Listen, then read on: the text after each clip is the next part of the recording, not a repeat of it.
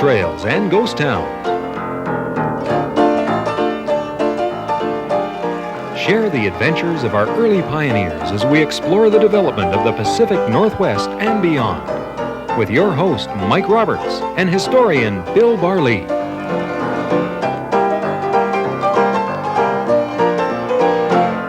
Welcome to Gold Trails and Ghost Towns. I'm Mike Roberts, and with me is Bill Barlee, our storyteller today. But today's program really is about artifacts of probably the greatest trading company the world's ever seen. I think so, Mike. I don't think that's an overstatement, really. We're talking about the Hudson's Bay Company, the only company that really has been in business for over 300 years. 1670? Founded in 1670, and they were the gentlemen adventurers trading out of Hudson's Bay. Gentlemen adventurers. Sure. So, how did they get that name? Well, because they were originally, of course, Prince Rupert was the head of the company, and he was from the royal family, and all of his directors were gentlemen in the original term. And they were called, of course, the Honorable Company as well. And very famous company, the only company allowed to fly the red ensign with the company letters at the bottom. And HBC, Hudson's Bay Company. That's magnificent. Yeah. And this flag actually flew over a Hudson's Bay Company somewhere. Store. That's right. Okay. Now, it started, I guess, small because nobody knew how big North America was at the time, but it grew. Yeah, but it was very well funded. You know, it was funded by the royal family. And, of course, they started out of Hudson's Bay. All those rivers and creeks draining into Hudson's Bay. That was their original. But as the company grew and as the competition grew, of course, the Hudson's Bay Company began moving west. And if you look at this particular map, Mike, very interesting map, because this shows Canada in about a little over 100 years ago, and most of Canada, in fact, practically all the west, is divided into Hudson's Bay Company districts. So that the Hudson's Bay Company essentially owned most of Canada. And explored it. Without them, the exploration of northern North America would never have occurred. Some of the finest explorers that Canada's ever seen. All right. Today, the Hudson's Bay Company and some of the most remarkable artifacts we've ever had on the program are on the program today. So don't go away. Hudson's Bay Company right after these words.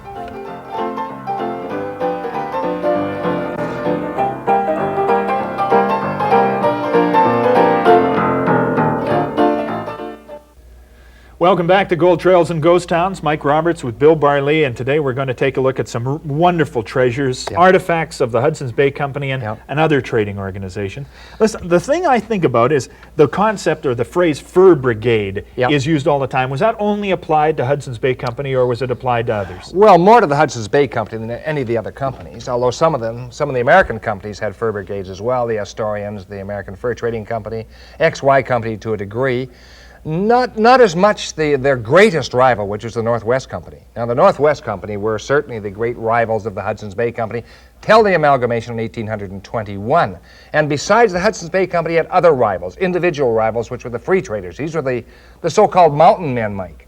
And they would trade. They would go into Indian territory and trade with the various Indian nations or the various Indian tribes. But the concept of a fur brigade, that was a team of men sent out to the Indian people to exchange trade goods for furs. Well, not really. That was either packing the furs out after the trade season or the goods in.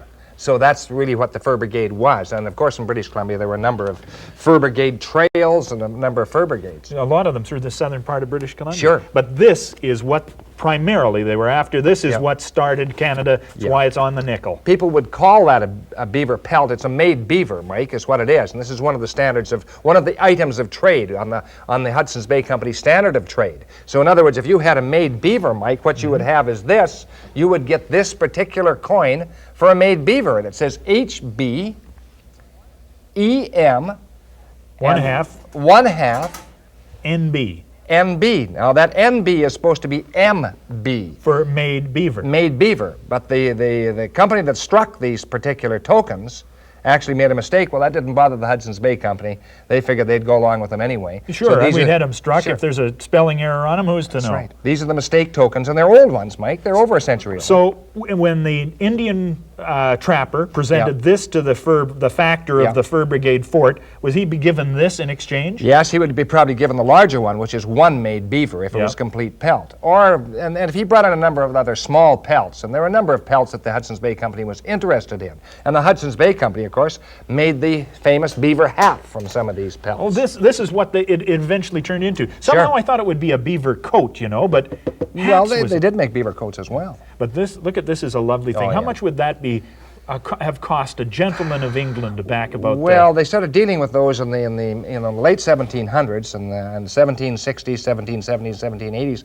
By 1820, it had kind of passed the fashion, and that would be very expensive, some pounds in English coin at that time. And when you think a person, an average workman, made probably a penny a day or two pennies a day, this would be a very expensive item of apparel. But it was the beaver and the beaver hat and the beaver apparel which started Canada on its way. Sure, this set the empire in motion. Now, what could your average fur trapper buy with his half beaver? What would he be picking up?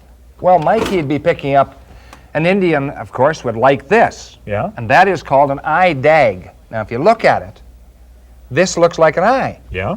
And this came in various sizes, 1, 2, 3, 4, 5, and so on. That particular one came out of Fort Yale. That was from the original Gus Milliken collection. So this would be, this is what size? I'm sorry, I wasn't paying I think attention. that's a number 1. Now, some of them are that may be a number 2, a 1 or a 2. But the bigger the number, the Well, bigger sure. the eye dag would be. Sure. And so you'd be able to buy a metal axe. And this was far better than any stone axe you might have had. Well, yes. You see, a lot of people think that the Hudson's Bay Company took advantage of the Indians. I don't think that's the case. And Indian scholars, as well as white scholars, indicate that it was probably a fairly good, it was an offsetting agreement. In other words, the Indians, for instance, couldn't make a musket, Mike. And here are 3 muskets. Now, you can take them in order. One? Just take them in order. order. Now, here's one that this is an American, originally American Army musket, and it's percussion cap. But the Indians liked, of course, the Put the brass tacks on the side, on it. and they embellished the rifle stock and so on the butt with brass tacks. Hudson's Bay Company usually provided the rifle and also provided the brass tacks, and of course the Indians couldn't make a rifle. Yeah. And so this was they felt was fair trade. Do you know how many beaver you'd have to get a rifle? Okay, it varied. Sometimes 10 made beaver, sometimes 12, sometimes 14. Depends how much the competition was in the particular area. Yeah. And the idea that the Indians had to pile the made beaver pelt up to the top of the end of the rifle was probably erroneous assumption. Oh, so that wasn't the case. No, not usually. Okay. No. This may be in the case with the free traders who tended to take advantage of the Indians. Yeah. This looks like a more utilitarian, but certainly useful, still able to kill game. Yeah, that's a Ketland, and a Ketland is quite a well-known trade rifle, made in England, of course. Yeah. But it isn't and that's also a percussion cap. But the next one is the most famous of them all, Mike. This one here. Yeah. And this one has got a wonderful piece of brass work, and that explains why they called it what they did. Sure. This is a Barnett from the Penticton Museum, and this is the brass Serpent side plate, and it became the standard of excellence for the Indians. When they saw a rifle with a brass Serpent on it, of course, they knew this was a Barnett. It was probably made by the Hudson's Bay Company, and they felt that was a very, very nice firearm. Now, the downside of that was is that some of the more unscrupulous trading companies then began to manufacture the brass Serpent side plate and put it on rifles that were not as good. The old imitation factor, counterfeiting. That's right, counterfeiting or spurious specimens. And of course, some of these rifles would blow up and maim or blind the Indian hunter. So, but the Hudson's Bay Company, generally their goods were excellent goods. And sometimes they went right into items, for instance, that's out of Fort Yale. This is kind of is this be a luxury item, a trinket item, or how? It's part of the Indian culture. That's standard, sure it is. Yeah, but that is a lead inset. So you know that's made with a soapstone and then a lead inset, and so the Hudson's Bay Company would have that made, and they'd bring it back to the Indians to trade to the Indians. So the Indians smoked this type of pipe, and the whites smoked this type of pipe. So the mini meerschaum here. Sure. So the servants of the company who were working for the company, and they worked for the company literally round the clock, they would on duty smoke 24 hours oh, a yeah, day. sure they were, and they would smoke that type of Now, would they buy this type of tobacco? Yeah, that's a carat of tobacco. Very rare because the original label is still there. A little bit tattered, Mike, but probably around 100 years old or perhaps a little more. 1/2 pound. Product of Quebec, I'm amazed to see. Yes, grew the tobacco in Quebec. And as I say, that's a carat of tobacco.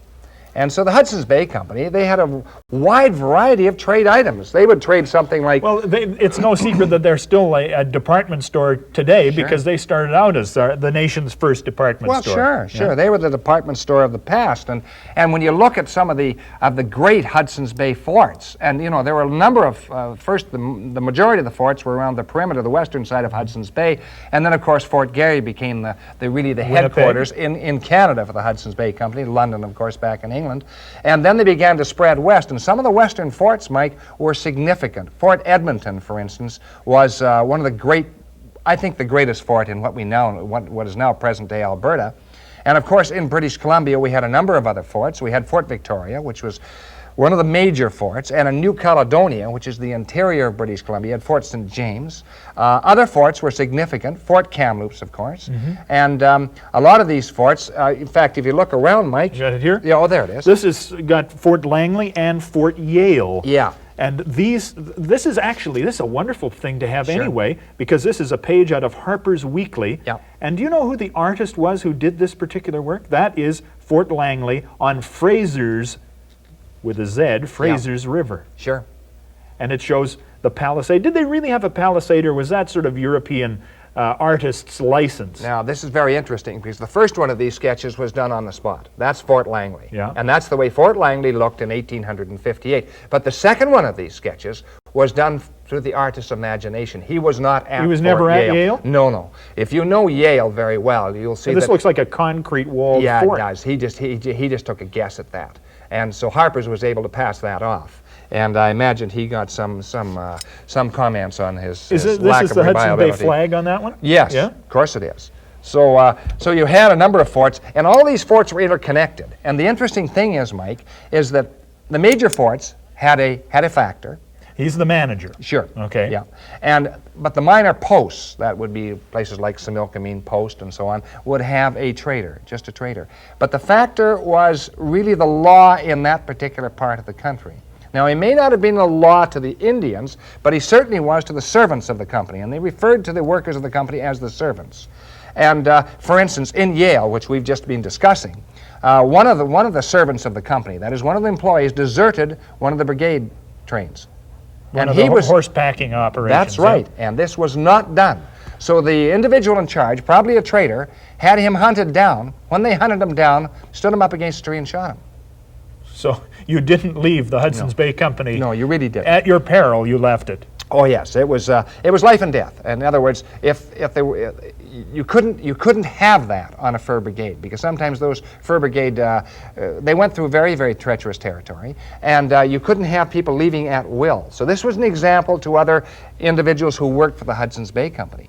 How were these people paid? Was there any particular benefit to working as a Hudson's Bay, a member of the brigade, a packer, I guess, an oarsman? I don't know what jobs they had. Usually paid varying from area to area. For instance, in British Columbia, they usually got 1 salmon per day and some other goods and so on. And at the end of the year, they would get a certain small wage. Now, the factor himself, that was different. If his area did well and the company showed an overall profit, then he was paid extremely well.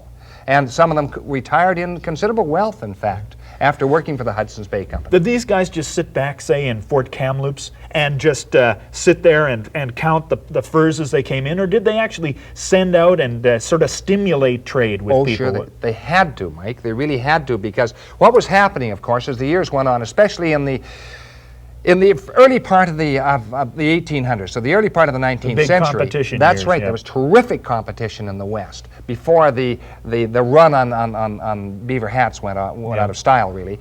And so they had all sorts of problems, and they would have to send out emissaries into and have good relations with the Indians. I mean, the Indians, they would carry the Indians, for instance, from year to year, and the Indians honored this. Is it like a credit? Sure it was. Sure it was. And if you see some of their standards of trade and some of their lists of individuals, they'll name the Indians and what he owes them the year before. And I don't think they became indentured, but it was an honorable agreement. The Indian realized that was if he took a gun and he took a certain amount of powder and he took, we'll say, a flask like this or something else, Mike, he owed for that, and he had to bring in the various pelts to pay for it. Now, it would strike me that something like this would be one of the most precious possessions of an Indian person. Is that the case? Yeah, I think probably varied. The gun was first and foremost. Yep. And then the parts of the gun and the accoutrements of the gun, which would be a flask, you see, yeah. and the powder, and so on and so forth. But a lot of things come into play. For instance, those are actually, people refer to them as pots and so on. They're actually a trade kettle. They're a nesting kettle. And what they varied from, Mike, is they varied from, I have them in my collection, right from 10 gallons right down to about half gallon. So that would be the little one. This is maybe even... This is interesting. This is interesting because I can tell you a story about it. I was just down to see some people I've known for a number of years, 35 years, the Parsons family. And Doug Parsons, who is deceased now, but he ranged through that southern country of British Columbia, especially the desert country. And this is many years ago, of course. He came across one of these pots and looked at it, looked inside, and there was something white inside, pulled it out. Guess what it was? Yeah. Scalp. A scalp? Blonde scalp. In a trade kettle? Sure. No, so they didn't use Not it the usual thing. just for cooking. I mean, it wasn't just for cooking. And and the interesting thing there is because generally speaking, you don't think of the British Columbia Indians as taking scalps. But in the Similkameen district, they did.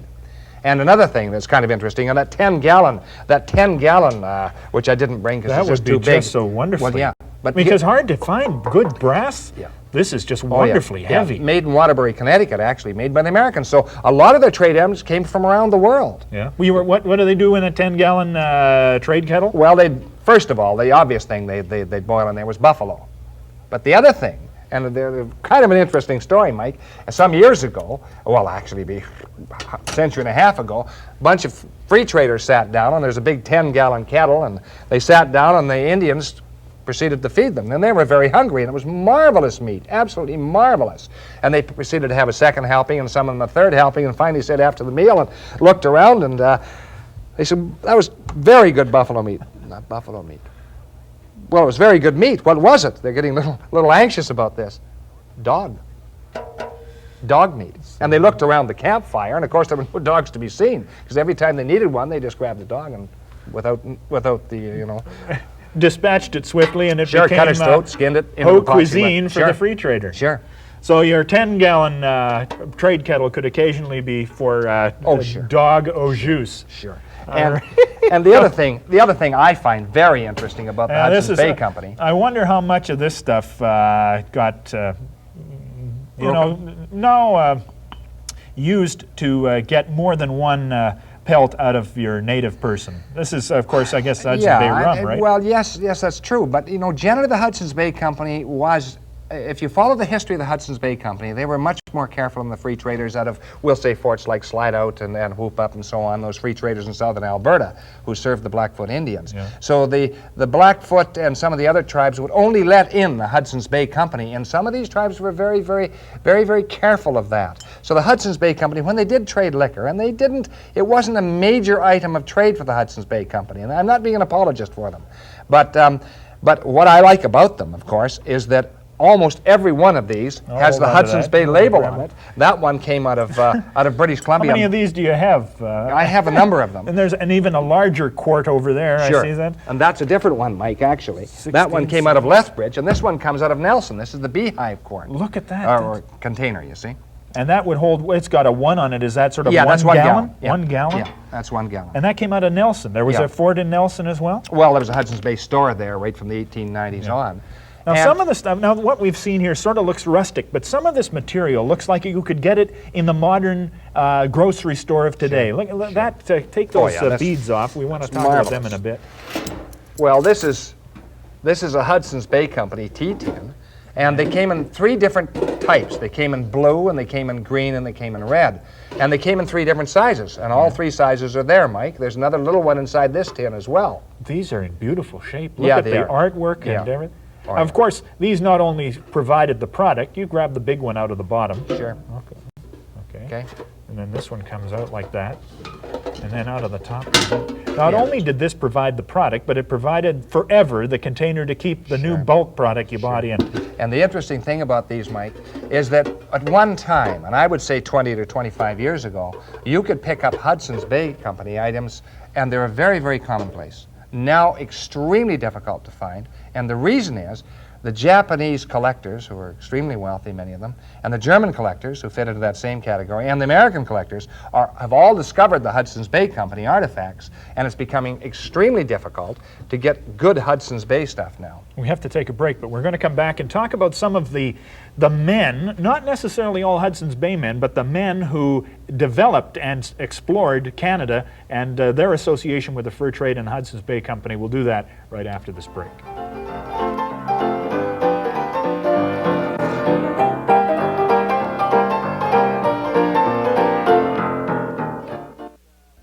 Welcome back to Gold Trails and Ghost Towns. We're talking about the Hudson's Bay Company, and in very short time remaining, the men, we've already talked about Sir James Douglas. I mean, the man who designed British Columbia's legal system and political structure, and there were others. Well, there were others with both companies, Northwest, Mackenzie, of course, with the Northwest Company, Thompson, after whom the Thompson River was with the Northwest Company. Map maker, That's of course. right. Cuckoo Synth, the man who looks at stars, he was marvelous. But there are some others who aren't as well known, and one of them, of course, I hearken it back to, is Robert Hunt. Now, he was a Hudson's Bay Company factor in the northern part of Vancouver Island, and he owned that particular cannon right in front of us. You actually have a Hudson's Bay cannon. How would you describe this? An artillery man, a ballistics man would describe this how? Yeah, well, he would describe that as probably a 4-pounder, and it originally came off a ship, and it was put in one of the bastions of Fort Rupert, and the Indians in that particular area were a little bit hostile, in fact, very hostile, and to keep them under control, he had a number of cannon. This is one of them. And it was sold by his grandson or great-grandson to a man out of Lever Arms in Vancouver, and he wanted me to buy it. I bought it about 30 years ago, Mike. So this is very, very nice piece, brass cannon. The cannon part is original. Yeah. The casing that it's on, the carriage that is on, your dad made for you. My late father made that for me. He felt it should be on a carriage that looked like the original, so we got an original plan. Amsterdam, 1866. Is that the ship that it came off? That's the name of the ship, yeah. And, you know, I think that would go bang today, wouldn't it? Yeah, actually, you could shoot that today. You'd have to be a little careful because it's been through a fire, and there's still a number of cannon in that area, Mike. Yeah. That Fort Rupert area, which is in the northeastern part of Vancouver Island, still has a number of cannon sitting right on the beach pointing out past the harbor, and where the old fort once stood. That's very clear. I think it almost got by me, but you're not talking about Prince Rupert, you're talking about Fort Rupert on the island. Yeah. Nanaimo, of course, had its bastion, and it was Hudson's Bay. Yeah. Throughout all of British Columbia, all of Canada. Great history. And every time you say it, you said Fort St. James, Fort St. John, Fort Nelson. All of these were forts with the Hudson's Bay Company. Oh, sure. Marvelous history. I think it's, we could probably spend several hours on the Hudson's Bay Company. We haven't got, but we touched on some of their background, some of their history, and of course they continue today. The Hudson's Bay Company on Gold Trails and Ghost Towns. They didn't mention gold once. Valuable beaver hats, I guess, but no gold. Thanks for joining us. We'll see you again next time on Gold Trails and Ghost Towns.